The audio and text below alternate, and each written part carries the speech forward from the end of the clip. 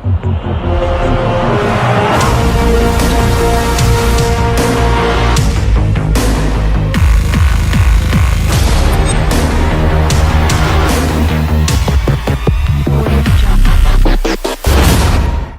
The lord.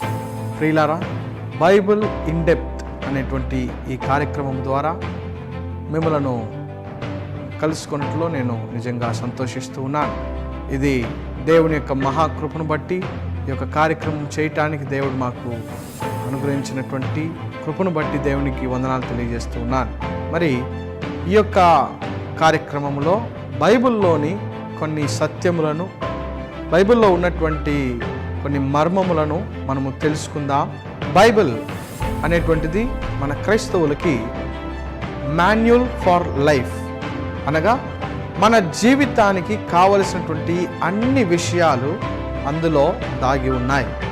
మరి ఆ దాగి ఉన్నటువంటి విషయాలను మనము తెలుసుకొని దాని ప్రకారం నడుచుకున్నట్లయితే మనకు దేవుని యొక్క అత్యంతమైనటువంటి ఆశీర్వాదములు, కృప దేవుడు మనకు దయచేసి నడిపిస్తాడు.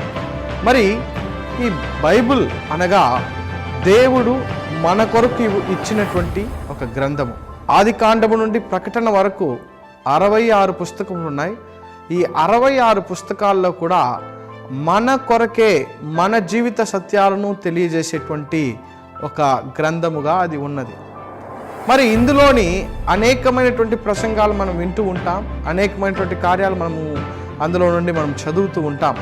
కానీ కొన్ని సందర్భాల్లో దానిలో ఉన్నటువంటి సత్యాన్ని గ్రహించలేకపోతూ ఉంటాం. మరి ఆ యొక్క సత్యాలను ఈ యొక్క కార్యక్రమం ద్వారా, ఆ యొక్క లోతైనటువంటి మర్మములను ఈ యొక్క కార్యక్రమం ద్వారా ప్రతి వారము మీకు తెలియజేయాలని నేను ఆశపడుతూ ఉన్నాను.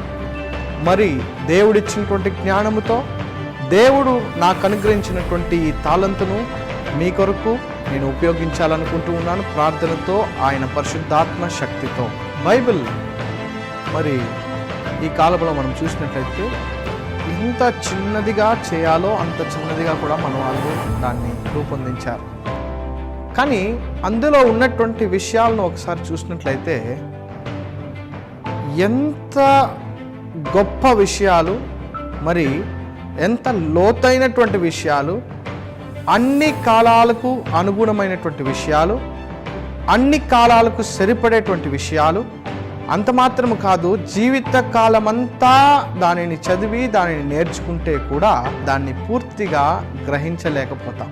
ప్రియమైన వారలారా, అందరూ సముద్రముతో పోలుస్తారు, అది సముద్రమంత లోతు అని అంటారు. నా ఉద్దేశంలో అయితే సముద్రము కంటే కూడా లోతైనటువంటిది, ఈ ప్రపంచ జ్ఞానములన్నిటినీ మించినటువంటి జ్ఞానము, ఈ ప్రపంచ సాంకేతికములన్నిటినీ మించినటువంటి విషయాలు దేవుడు అందులో దాచిపెట్టాడు. మరి బైబిల్లో ఉన్నటువంటి విషయాలను మన జీవిత కాలంలో పూర్తిగా నేర్చుకుంటామంటే ఖచ్చితంగా కుదరదు. కానీ మన వంతు మనం నేర్చుకునేటువంటి ప్రయాసతో కొద్దిగైనా ఎంతో కొంత మనము దాన్ని సరిగ్గా ఉన్నది ఉన్నట్టుగా, సత్యమును సత్యముగా మనము నేర్చుకోవాల్సిన అవసరం అయితే ఎంతగానో ఈ చివరి రోజుల్లో మనకుంది. ప్రియులారా, బైబిల్లో మనకు తెలుసు 66 పుస్తకాలు ఉన్నాయి. ఆది కాండం నుండి ప్రకటన వరకు 66 పుస్తకాలు ఉన్నాయి. ఈ 66 పుస్తకాల్లో కూడా మనము నేర్చుకోవాలటువంటి సత్యము చాలా ఉంది. ఈ 66 పుస్తకాలు మనకు బాగా తెలిసిన విధముగా 2గా విభజించబడ్డాయి. మొదట 39 పాత నిబంధనగా, మరలా ఉండే 27 పుస్తకాలు కొత్త నిబంధనగా విభజించబడ్డాయి. మరి ఈ యొక్క బైబిల్లో ఉన్నటువంటి ఈ 66 పుస్తకాలను మనము ధ్యానించగలుగుతామా లేదో నాకు తెలియదు. కానీ మరి అక్కడక్కడ నుండి ఒక్కొక్క చిన్న చిన్న విషయాలను మనము ధ్యానిస్తూ ఈ ప్రతి వారము 5 నిమిషాలు లేదా 7 నిమిషాలు నేను మీతో ఏదైనా ఒక విషయాన్ని ఈ బైబిల్లో నుండి మనము ఇంతవరకు ఎక్కువగా తెలుసుకోవాలని ప్రయాసపడినటువంటి విషయాలు, సందేహముతో ఆలోచిస్తూ ఉన్నటువంటి విషయాలు, లేదా కొత్తగా నేర్చుకొనుట, లర్నింగ్ కొన్ని విషయాలు, కొన్ని సందర్భాల్లో అన్లర్నింగ్ కూడా అవసరం. కొన్ని అసత్యాలను సత్యమని నేర్చుకొని ఉంటాం. ఆ అసత్యాలను అన్లర్న్ చేయాలా, అనగా నేర్చుకున్న వాటిని మర్చిపోవాలి, లేదా విడిచిపెట్టేయాలి. అలాంటివి కూడా మనము ఈ యొక్క కార్యక్రమంలో ప్రతి వారము నేను మీ ముందుకు వచ్చి కొన్ని విషయాలను నేను మీకు తెలియపరచాలి అని ఆశపడుతూ ఉన్నాను. దేవుడు మనకు సహాయం చేయనుగాక.